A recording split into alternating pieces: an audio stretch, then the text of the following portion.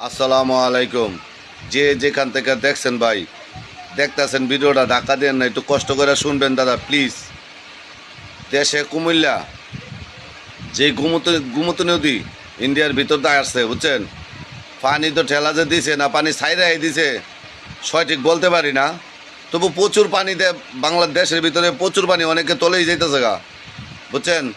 সবাই একটু দোয়া করেন, আল্লাহর কাছে সবাই একটু দোয়া করেন, ঠিক আছে। নোয়াখালী ফেনী অনেক তলে গেছে গা বুঝছেন, টিনের ছাদের উপরে লোক, হ্যাঁ এই অনেক লোক না খাইয়া মারা যাইতেছে বুঝছেন।